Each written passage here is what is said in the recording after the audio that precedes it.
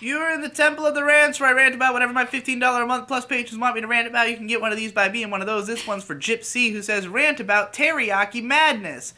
You and May have brought it up a few times the past couple of weeks, and you said it was shit. I have one over here in SoCal, and I thought it was alright. Usually I sub the rice for noodles and add veggies. Alright, Teriyaki madness, as I'm gonna call it, because that's how May misspelled it when she tried to tweet about it, and it's hilarious, is a really, really shitty Asian food bowl place. So here's the thing.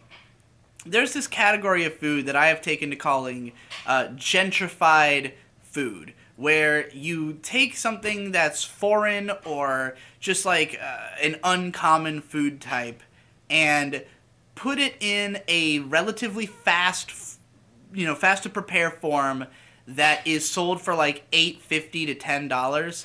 And I think that this is a category where people, because they have little experience with this type of food and they're paying a certain amount for it that suggests a certain amount of quality, then they eat it and they go, wow, that's really good, because it's like a flavor palette they're not used to experiencing, and they have no reason to doubt the quality of it as one of those products when it costs that much. And they're always in very friendly, familiar looking styles. Like Teriyaki Madness looks like a fast food restaurant. It's very inviting. You walk in, you understand the menu. If you were to say go to some Japanese restaurant or something, you might be intimidated by the signage, by the fact that not everything's in English necessarily, or just not knowing what to order.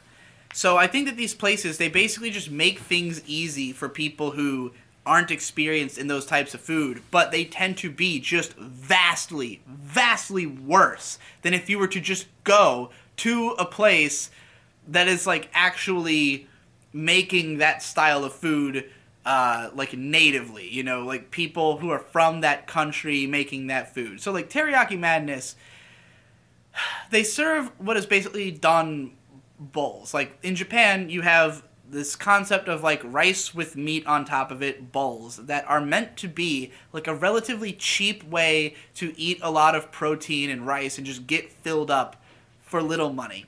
And those bowls in Japan would probably run you the equivalent of like $5 or $6, but Japanese food in America is always more expensive than it would be in Japan. It's always like, something like 30% more to twice the cost.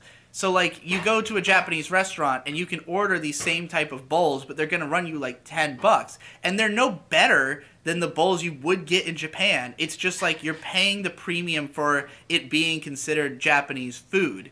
And like some of those places will give you a well cooked Japanese style thing, but at Teriyaki Madness, it's not like professional cooks who are making this stuff. It's not like people who have been trained in a Japanese kitchen. It's just like following the formula of this chain restaurant's instructions on how to cook this stuff. And like the ingredients are not that good.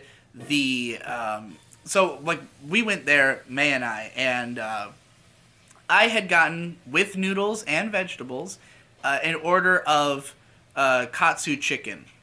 Now, katsu chicken you can get at basically any Japanese restaurant. It's deep fried chicken in like panko bread, usually over rice, and you get this special type of sauce that you drizzle over it called is it ponzu sauce?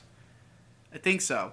So I went there and I got that, and the chicken was like it was overdone. It had been fried a little too heavily. The breading had no flavor at all. The chicken had no flavor at all. The sauce was like watery, and just like didn't really taste the way it's supposed to taste. The noodles were just generic noodles, and it's like I later went to a place called Aloha Hawaiian Barbecue up the road from my place that had the same kind of stuff. They had like deep fried what's the word I'm looking for? Like the panko breaded items of chicken and mahi mahi deep fried that way. And it's like at that place for $10.50 I could get chicken that tasted incredible, had the correct type of sauce, came with a side of rice on top of a bed of cabbage. It had a salad with it. It came with one of the best macaroni salads that I've ever had. And like it was just this huge platter where I had like a bed of teriyaki chicken over with like a katsu mahi mahi on top of it. Like literally twice as much food for like $2 more, and it was all cooked perfectly because that place is run by Hawaiian people who are cooking Hawaiian recipes that are that are clearly well studied, and it was well worth the price. So it's like when something like that exists, there's no reason I would go to Teriyaki Madness when I can go to a legitimate teriyaki restaurant or somewhere that has that food, prepared correctly.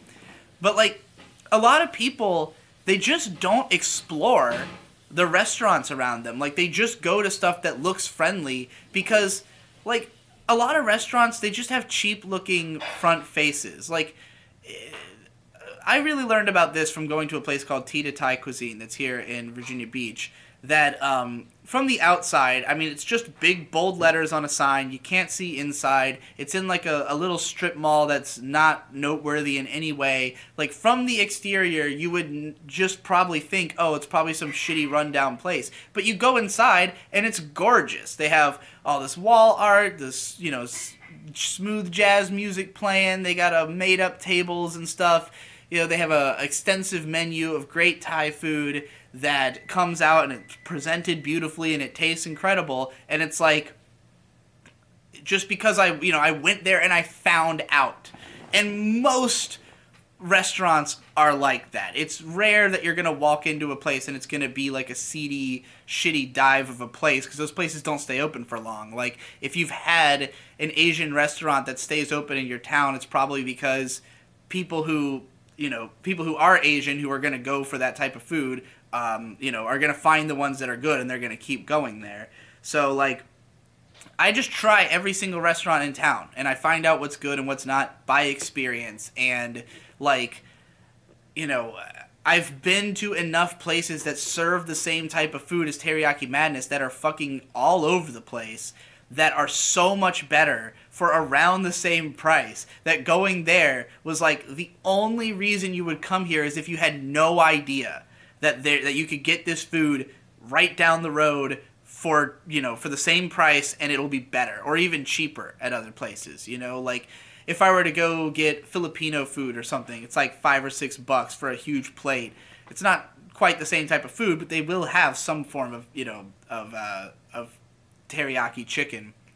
So it's like, yeah, I just think that those types of places are only visited by people who don't know better, who haven't explored, who don't have the depth of flavor palette to know the difference between that food being made well and that food being made poorly, because they just wouldn't get that food from anywhere else. But hey, maybe it's better in SoCal.